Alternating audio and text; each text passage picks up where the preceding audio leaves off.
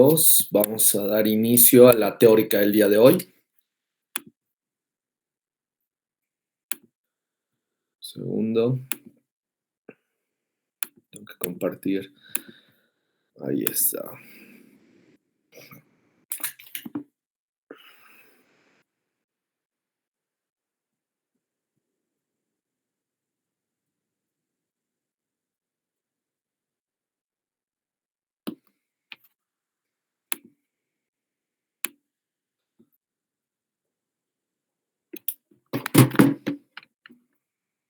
Ok, ¿pueden apreciar la presentación? ¿Me escuchan bien? Sí, doctor. Perfecto, entonces vamos a continuar con la parte digestiva, específicamente con estómago, ¿ok?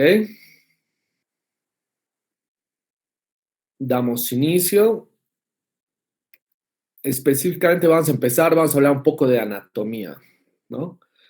Ya hemos hablado del esófago, ahora nos corresponde a la parte de estómago. Tener en cuenta que tiene diferentes localizaciones, partes, el estómago, específicamente el cardias, el fondo, el cuerpo, el antro, el píloro. Entonces, cada una de estas células tiene funciones diferentes, ¿no? Acuérdense, aparte, tiene diferentes músculos, hay diferentes capas, algunas pueden ser longitudinales, transversales, oblicuas, y por ende, a través del píloro, este esfínter drena lo que es el contenido al duodeno. Entonces, tenemos la porción de la curvatura menor, que es esta. Vamos a ver si se puede apreciar. Flecha. La curvatura menor, la curvatura mayor. Entonces, en cada porción se hace, puede haber biopsias, ¿no? Y dependiendo el lugar, podemos ver diferentes tipos de células, ¿no? Como podemos apreciar en la imagen izquierda, tener en cuenta en el epitelio gástrico se puede evidenciar criptas, ¿no? Criptas, también glándulas. Por debajo está la lámina propia y la mucosa. En la imagen derecha, de manera esquemática, podemos apreciar ya lo que es la serosa en orden de la porción externa a la porción interna. Podemos apreciar lo que es la serosa, la muscular longitudinal, el plexo mientérico de Auerbach, que es importante, como el de Meissner, el submucoso. Después la circular propia de la muscular. La interna va a ser la oblicua, la muscular oblicua. Y por último, a la porción del epitelio, ¿no? Que confiere a la submucosa, musculares mucosae y por ende, por último, la mucosa, ¿no? Como pueden apreciar en la imagen izquierda, ya evidenciamos la muscular mucosae, subyacente a la mucosa, y hay células específicas, son las células principales que están a nivel del cuerpo, del fondo, también las células parietales, y pueden apreciar ya esta arquitectura. Esto es para apreciar y que haya una mayor reabsorción a nivel del estómago de nutrientes. Las crestas que están elongadas y las criptas ya son las invaginaciones, acuérdense, esta es una cripta igual, y ten en cuenta que a nivel del cardias y del antro se hayan revestidas por células foveolares, que estas son secretoras de mucina. A nivel del antro también hay células endócrinas, ¿no? Que serían estas, las cuales secretan células G, como las células G que producen gastrina. Y las células del cuerpo y del fondo, que son las células parietales principales, que secretan enzimas digestivas, ¿no? Entonces, dependiendo la localización de la biopsia, podemos identificar el tipo de células que se hallan a ese nivel.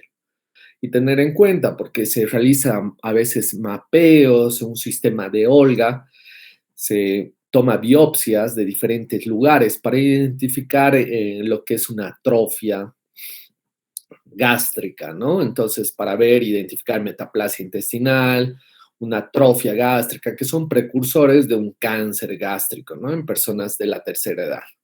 Vamos a hablar un poco de lo que es la gastritis aguda y la gastropatía. La gastritis aguda, siendo aguda, tiene que haber neutrófilos de por medio, ¿no? Al ser una inflamación aguda, tiene que haber polimorfos nucleares neutrófilos. Esta puede ser asintomática, presenta dolor en epigastrio variable, acompañado de náuseas, vómitos, puede haber una hemorragia franca, hematemesis masiva, incluso melena, ¿no? Entonces ya con las deposiciones de manera oscura, ya sabemos que es una hemorragia digestiva alta, ¿no? Y al tener hematemesis, siendo esta una hemorragia franca, sabemos que es algo del ángulo de Trey superior a este, ¿no? Entonces es una hemorragia digestiva alta. En cambio, la gastropatía hace referencia a células inflamatorias infrecuentes, enfermedades propias, ¿no? Ahora tengo de manera esquemática en cuanto a la patogenia, hay que tener en cuenta que hay que tener un equilibrio en lo que respecta a los factores defensivos como a los agresivos. Esos son los factores defensivos, los agresivos. Entonces, hay un equilibrio, hay una homeostasis, y si hay un aumento de la agresión, se llega a tener una ulceración de la mucosa. O si hay alguna alteración a nivel de las defensas, también puede haber una ulceración a nivel de la mucosa.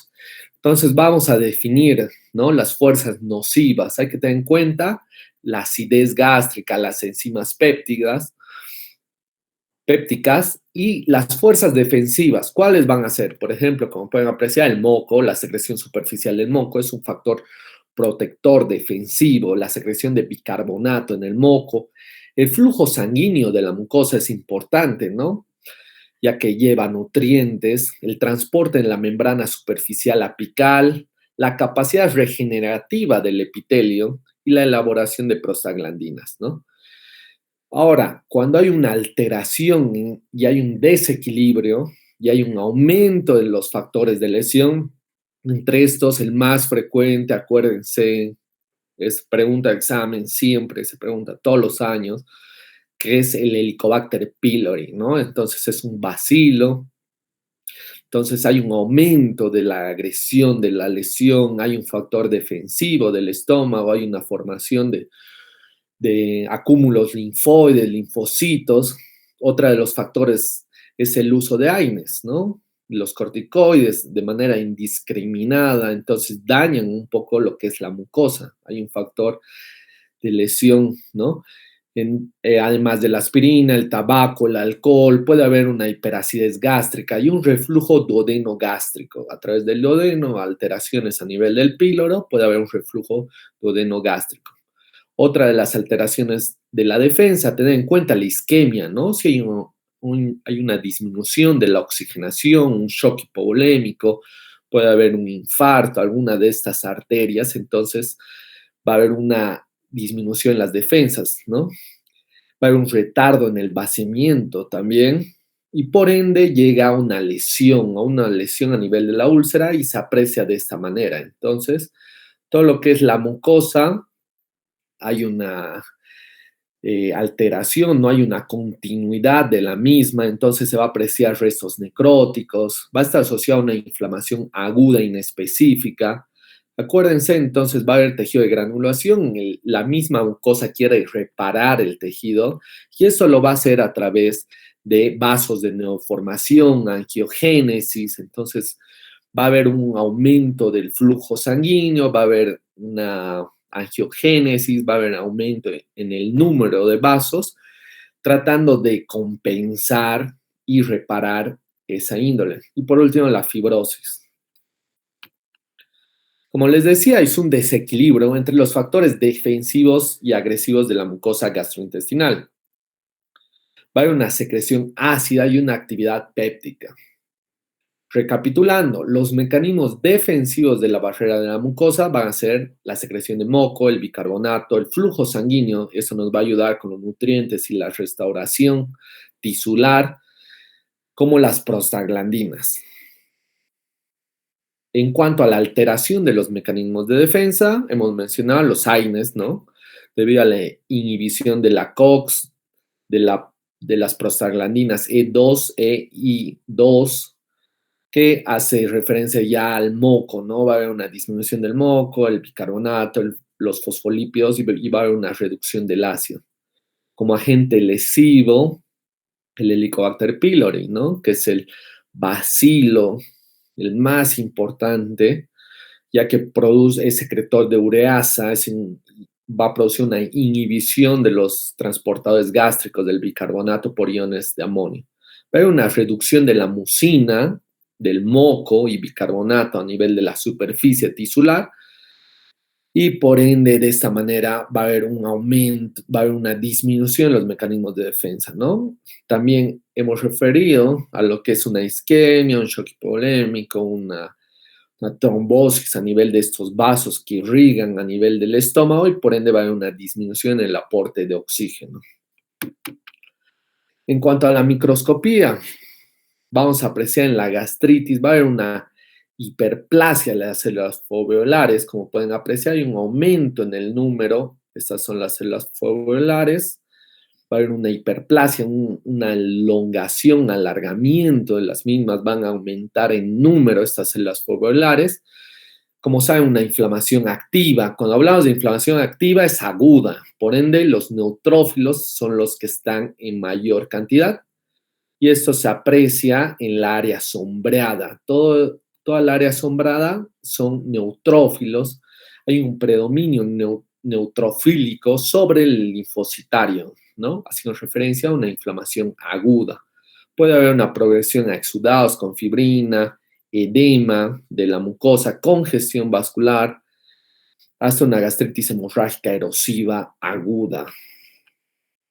Y se aprecia a mayor aumento, a 40 por, la presencia de neutrófilos y no solamente están en el corium, ¿no? Como podemos apreciar, sino también a nivel de la mucosa, de la cripta. Entonces hay una pericriptitis, una criptitis, porque es alrededor como en la porción interna del epitelio de la cripta, ¿no?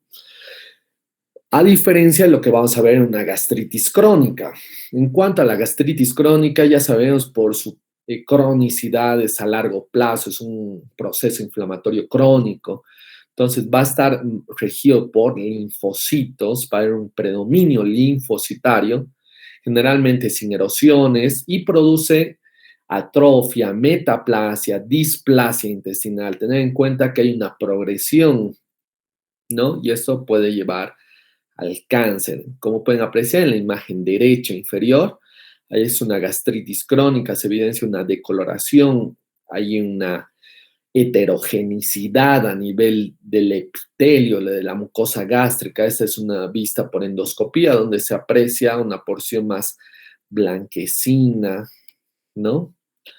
Entonces ya eso es un indicativo para una biopsia, ¿no? Para tener en cuenta en qué estado se halla la mucosa, ¿no? Si hay metaplasia de tipo intestinal, atrofia, en qué grado está y la presencia específicamente de Helicobacter pylori. Hay que identificar al bacilo, ¿no? En cuanto a la patogenia, además del Helicobacter pylori, en primer lugar, hay que tener en cuenta la inmunología, ¿no? Una anemia perniciosa en cuanto a una patogenia tóxica base al alcohol, el cigarrillo, que pueden alterar a nivel de la mucosa porque va a haber un hipoflujo sanguíneo. Postquirúrgica, ¿no? Gastrectomías agresivas, no va a tener la misma capacidad de absorción, va a ser delimitado a nivel del estómago. Una afección motora por una obstrucción, por parásitos, acuérdense, el ascaris es uno de ellos que produce obstrucción. Ten en cuenta la radiación, enfermedades granulomatosas, ten en cuenta la enfermedad de Crohn, la cual presenta una inflamación crónica granulomatosa con presencia de células gigantes multinucleadas de tipo cuerpo extraño, entonces, que puede estar a nivel del estómago. Amiloidosis, ¿no? Tener en cuenta la presencia de proteínas fibrilares en la amiloidosis, como el rechazo de injertos. Ahora, como les mencionaba, y el más importante, anótense, remárquenlo, el Helicobacter pylori, ¿no? Este es un bacilo gram negativo, curvilíneo, no forma esporas, mide 3.5 a 0.5 nanomicras, está en el 90% de pacientes con gastritis crónica.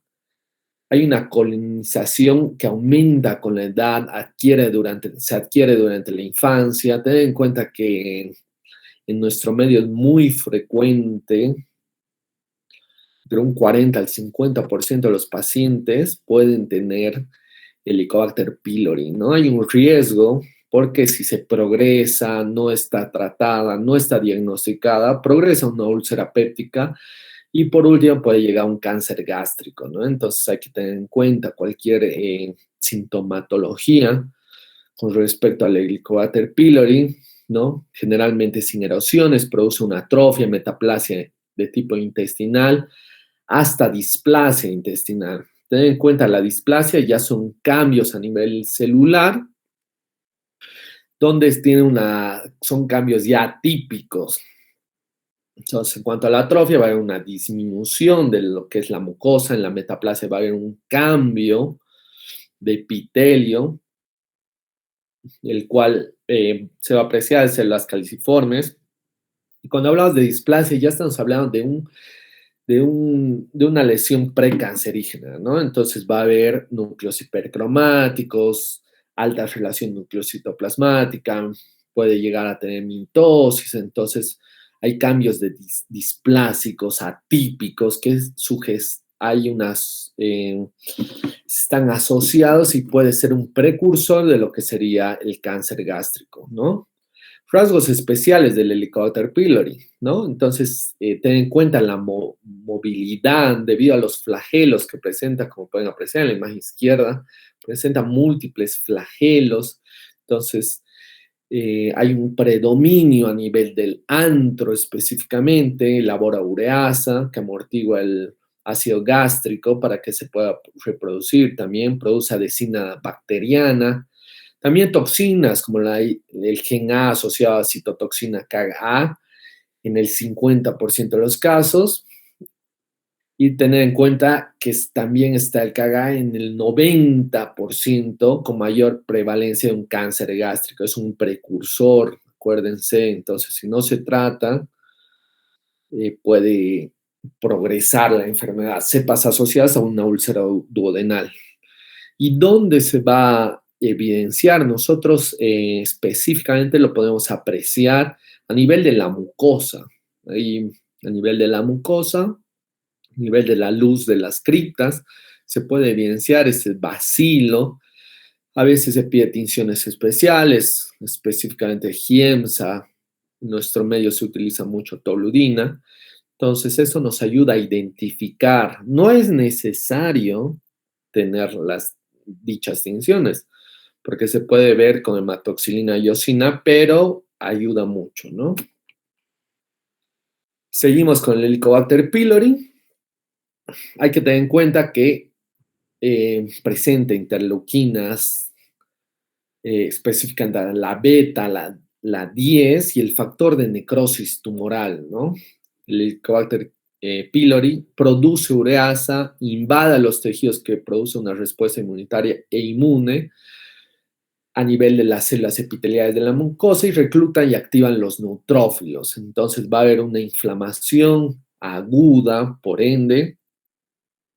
También puede haber neutrófilos como linfocitos, siendo así crónicos, ya haciendo una inflamación, una gastritis, no cualquiera, una pangastritis. Entonces hace referencia a todas las porciones del estómago, como una atrofia, va a haber una disminución a nivel de las vellosidades, de las criptas, de las crestas específicamente, van a estar disminuidas, como también una metaplasia intestinal, va a haber un cambio del epitelio con la presencia de células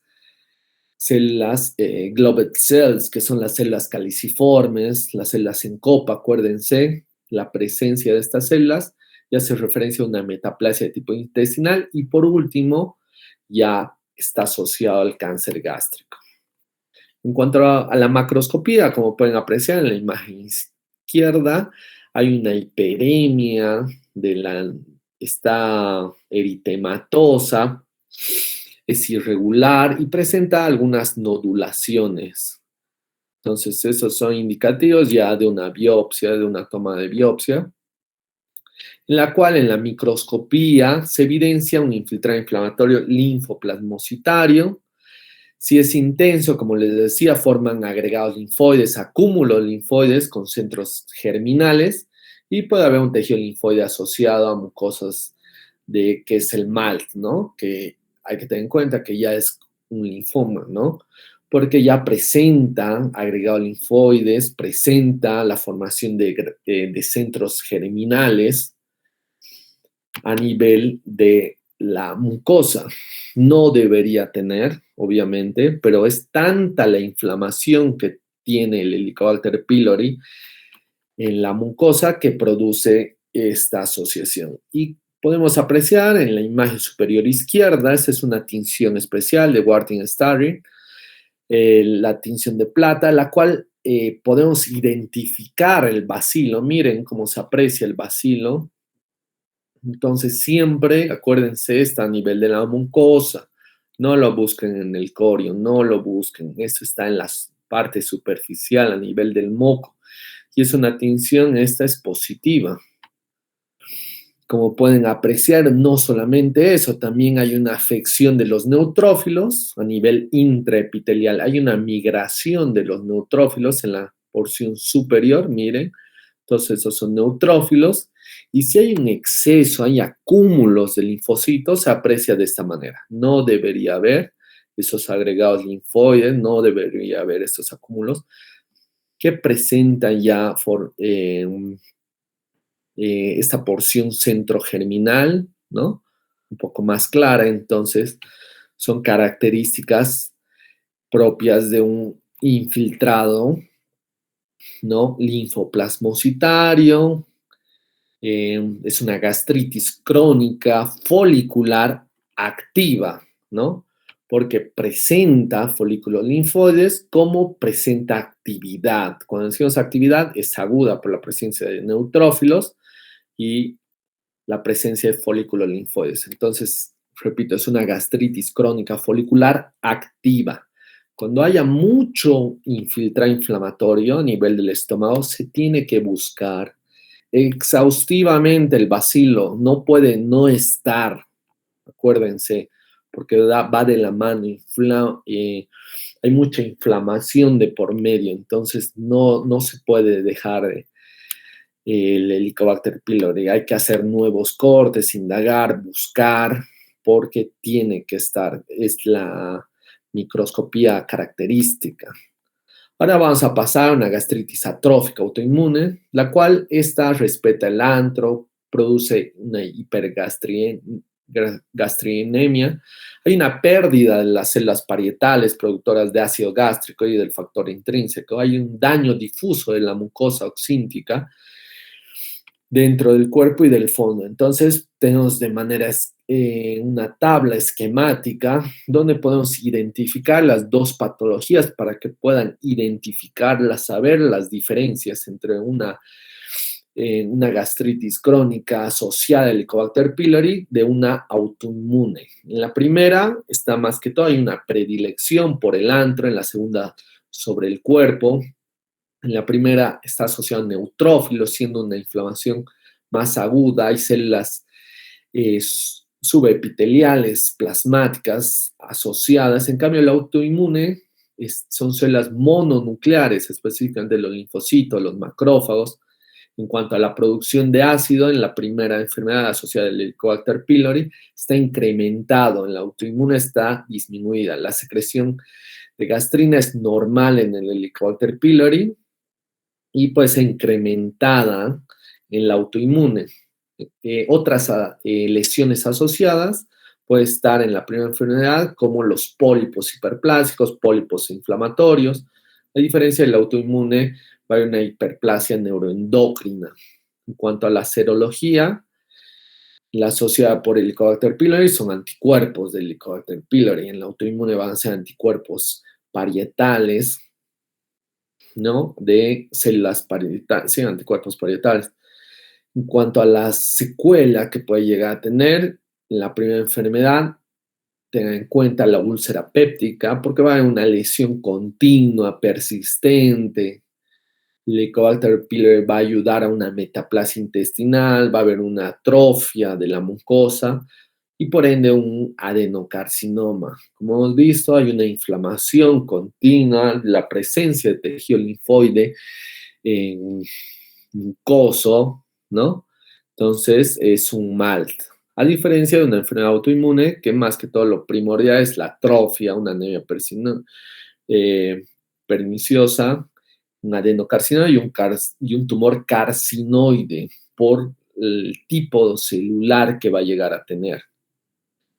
Y tener en cuenta que el Helicobacter pylori está asociado a un estatus socioeconómico bajo, ten en cuenta áreas rurales. En cambio, el autoinmune está asociado ya a otro tipo de enfermedades de igual índole, autoinmunes, como la enfermedad de Graves, una tiroiditis, una diabetes mellitus, ¿no?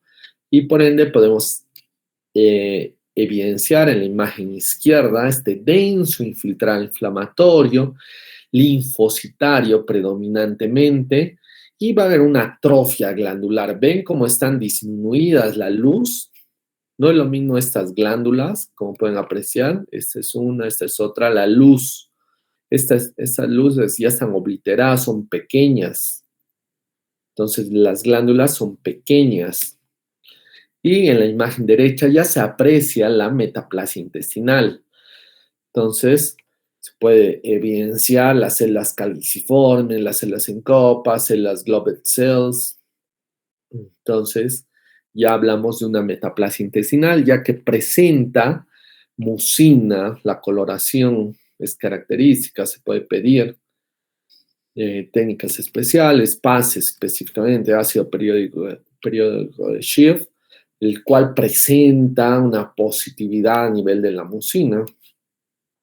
O también, vamos a ver, continuamos con una enfermedad ulceropéptica. Tener en cuenta que es un desequilibrio entre los mecanismos de defensa y los factores dañinos. Como hemos visto al principio, hay un desequilibrio que producen así una gastritis crónica. Más que todo se da en la porción proximal, presenta una metaplasia foveolar, entonces hay un incremento a nivel en el tamaño de las foveolas, úlceras solitarias en un 80% de los casos, no son múltiples ni multifocales, son solitarias. Estas lesiones, como se puede apreciar en la imagen superior izquierda, son lesiones a nivel de la macroscopía, son lesiones en sacabocados, están bien delimitadas, crateriformes, ulceradas, ya se aprecia una ulceración a nivel de la porción interna, tejido de granulación, un poco, fibrina, por eso se ve un poco blanco, diré. Entonces los márgenes están sobreelevados, bien delimitados, y si esto tiene un margen más crateriforme, como un cráter, ya estaríamos hablando de una macroscopía muy de cáncer, acuérdense, muy de cáncer. Entonces, esta úlcera no solamente puede llegar a este nivel, puede llegar a perforarse, perforando toda la pared, sea transmural, entonces va a llegar a la cavidad peritoneal y por ende tiene que ser quirúrgico. Esto se va a evidenciar con una radiografía simple de abdomen, en la que se va a evidenciar mucho aire, ¿no? Neumoperitoneo, que va a ser el primer signo de una úlcera perforada. Ten en cuenta, las úlceras activas presentan restos fibrinoides, como les he mencionado, fibrinoides, con denso infiltrado inflamatorio, neutrofílico, tejido de granulación, ¿no? Que se haya constituido por vasos, fibroblastos, una cicatriz fibrosa o colágena, ¿no? Colágena sería la última porción. Como se aprecia en la imagen inferior izquierda, esa porción de esta mucosa es normal, es una mucosa conservada, a diferencia de esta porción que presenta un denso infiltrado inflamatorio, linfocitario, tejido necrótico, ¿no? Se ve un tejido necrótico, hay vasos de neoformación por debajo de estos, que hace referencia a un tejido de granulación que quieren llegar a reparar el tejido produciendo así una cicatriz fibrosa y colágeno. Entonces, vamos a hablar un poco de los factores de riesgo de la enfermedad ulceropéptica. Principalmente sabemos el Helicobacter pylori, el uso de cigarrillos, ¿no? Una obstrucción crónica pulmonar, una enfermedad pulmonar obstructiva crónica, drogas ilícitas como la cocaína, estas reducen el flujo sanguíneo de la mucosa, entonces no va a llegar nutrientes, por ende va a haber una hipoxia. También puede estar asociado a AINES, por ejemplo, los corticoides, una cirrosis alcohólica, estrés psicológico, ¿no? Entonces hay úlceras gástricas por estrés. Entonces se incrementa el ácido gástrico en este tipo de lesión, entonces hay un factor lesivo aumentado, por ende produce ya estas úlceras. Para una hiperplasia de células endocrinas, eso está asociado con un estímulo de las células parietales, hay un aumento de estas, hay un aumento de la secreción gástrica. También otro factor de riesgo va a ser el síndrome de Solier-Ellison, que lo vamos a ver a continuación, que está asociado a una enfermedad ulceropéptica, no solamente del estómago, sino del duodeno y del yeyuno. Una infección viral como el citomegalovirus, esas inclusiones nucleares, y del herpes simple también virus. Hablando de esta enfermedad, tiene un dolor de 1 a 3 horas después de las comidas, empeora en la noche también. Hay ardor, quemazón, epigastralgia, va a haber una anemia ferropénica, ya que va a haber una pérdida continua, dependiendo, puede ser esta macro como micro, puede ser visible como no, una hemorragia hasta una perforación. Entonces, cuando hablamos de una enfermedad ulceropéptica, hay que tener en cuenta, y eso es muy importante, anótense, las complicaciones. Una de ellas es el sangrado, que es el más frecuente. Después, la perforación y por último, la obstrucción. Entonces, teniendo estas tres complicaciones, en cuanto al sangrado, se ve en un 15 a 20% de los pacientes, es la más frecuente. Esta está asociada con la vida, imagínense. Entonces, si se desangra, ya saben, empieza con un shock hipovolémico y después llega a morir, ¿no? Entonces, pero eso es muy crónico, ¿no? Tiene que ser mucho, tiene que ser grande, entonces una perforación, el 25% está asociado con úlceras que comprometen la vida, ¿no? Entonces, en cuanto a la perforación, esta ocurre en un 5% de los pacientes, ¿no? En menor medida. 2 tercios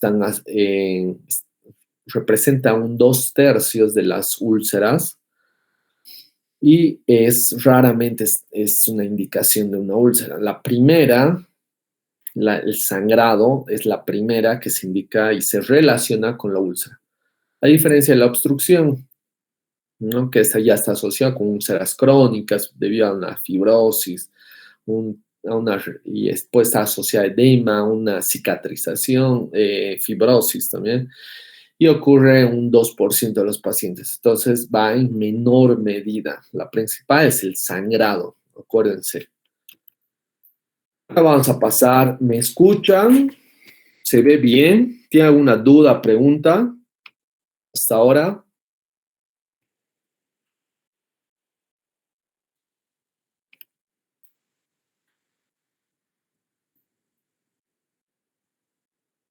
Hola, ¿me escuchan?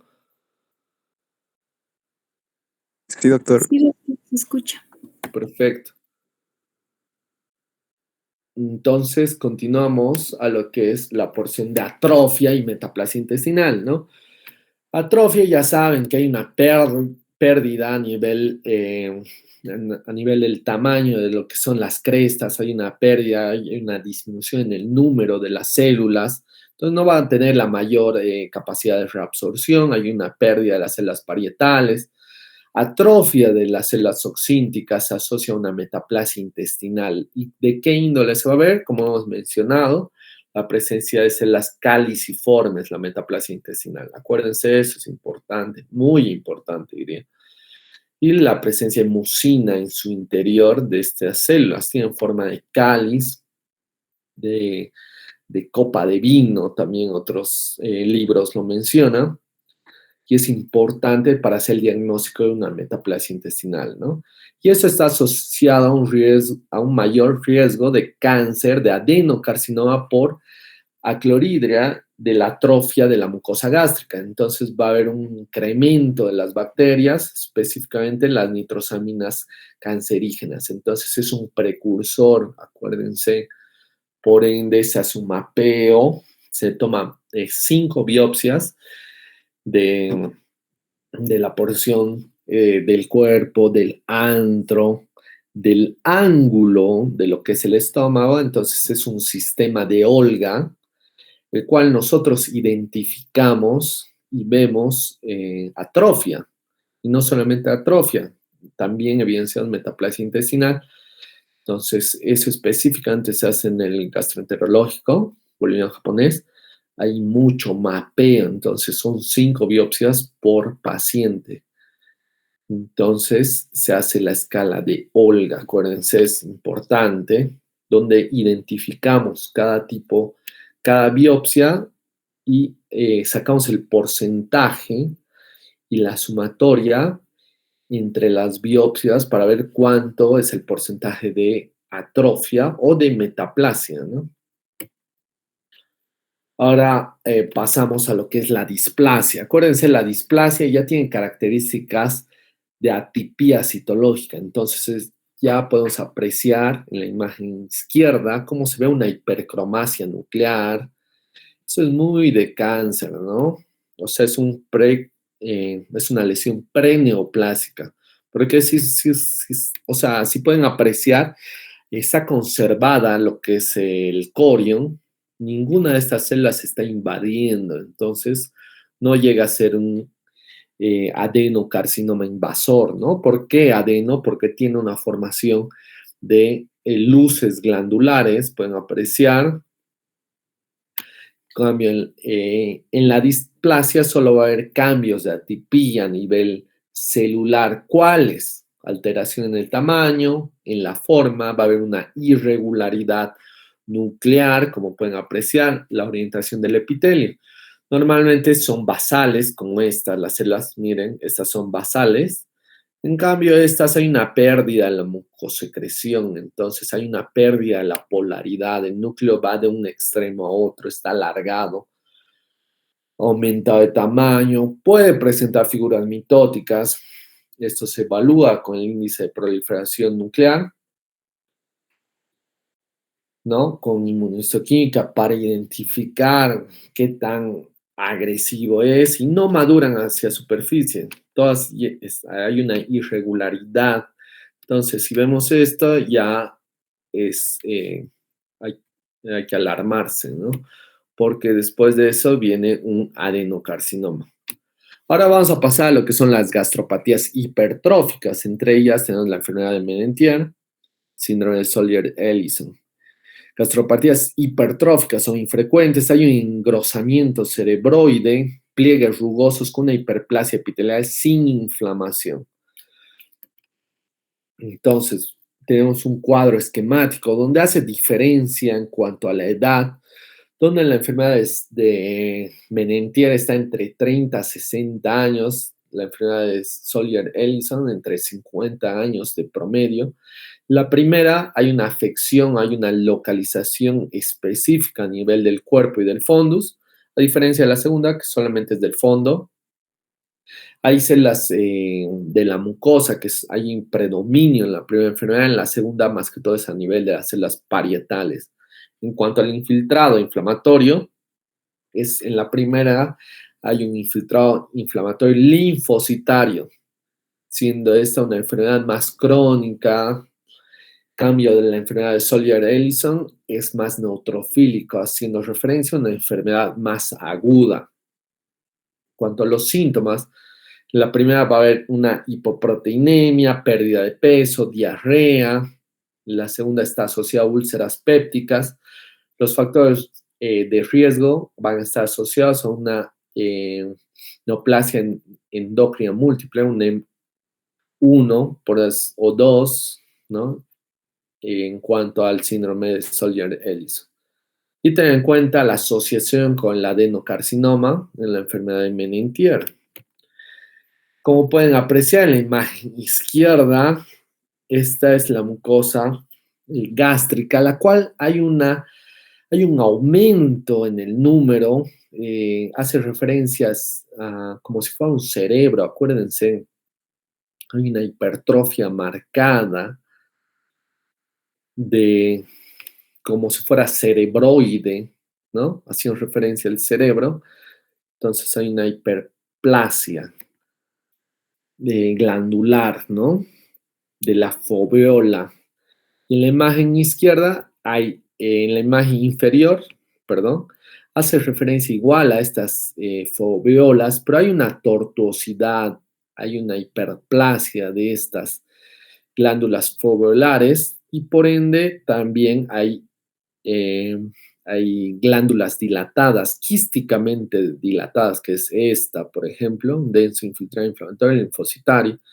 Entonces hay que tener en cuenta que la secreción excesiva del factor de crecimiento transformante alfa está ligada a los receptores del factor de crecimiento epidermoide y la hiperactivación de las células epiteliales. También puede estar asociada a una infección vírica o al Helicobacter pylori, en la cual va a haber un engrosamiento irregular de los pliegues gástricos, como pueden apreciar, ya haciendo referencia a una formación polipoide. Entonces va a haber una hiperplasia, hipertrofia de estas células, va a haber un aumento en el número de las células de la mucosa foveolar y tiene esa característica, como pueden apreciar en la imagen izquierda, tiene esa característica en glándulas en sacacorchos. Entonces, o en tirabuzón también presenta una dilatación quística. El tratamiento va a ser albúmina y por ende una gastrectomía. Hay que tener en cuenta porque justo en todo lo que estuve viendo de patología, solo vi 2 casos, uno en Buenos Aires y otro reciente en el gastro. Entonces se diagnostica esta enfermedad, hay un tratamiento específico. Lo malo que no hay en Bolivia, pero de esta manera hay una reducción en el tamaño de las glándulas, va a haber una disminución en el índice mitótico, no va a haber una proliferación y por ende se puede evitar una gastrectomía. Eso es un caso que hemos publicado en el último Congreso de Patología en la Sociedad Argentina de Buenos Aires, pero pudimos ver el seguimiento de este paciente, a diferencia del paciente del gastro, ¿no? Que solo fue a la consulta y nunca más volvió. O sea, la próxima vez que lo veamos, va a estar ya para quirófano, ¿no? Porque el tratamiento ya es una gastrectomía. Eso es lastimosamente, ¿no? En nuestro medio no hay una continuidad del paciente. Entonces son pacientes esporádicos, vienen una vez y después ya no vuelven. Pueden ser diferentes causas, la mayoría son a nivel de la periferia, entonces creen que ya están tratados y no vuelven a una reconsulta, ¿no? Porque ustedes saben, ¿no? Para que tengamos el resultado de la biopsia, es un proceso, no es inmediato, entonces se tiene que procesar la muestra, identificar, estudiar, llegar a un diagnóstico y de esta manera ya el paciente ya no vuelve. Es una lástima, ¿no? Porque se podría evitar una gastrectomía. Ahora pasamos a la otra enfermedad, la del síndrome de Solier-Ellison. Tengan en cuenta que está asociado en un 25% a una neoplasia neuroendocrina múltiple, un MEN1 específicamente, producido por tumores neuroendocrinos. Presenta úlceras duodenales, presenta diarreas crónicas, como pueden apreciar, no solamente duodenales, sino gástricas, úlceras duodenales. Hay un aumento en el grosor de la mucosa oxíntica por la hiperplasia extensa de las células parietales. En cuanto al tratamiento, hay un bloqueo de la hipersecreción ácida con omeprazol, ¿no? Entonces, ese es el tratamiento específico, inhibidor de la bomba de protones. Y ten en cuenta que el 75% de los gastrinomas son esporádicos y solitarios. Y el resto está asociado al MEN1, ¿no? Una neoplasia neuroendocrina múltiple, que eso lo vamos a ver más adelante. Eso sería todo con respecto a estómago. Vamos a continuar la próxima clase con tumores gástricos, ya con pólipos,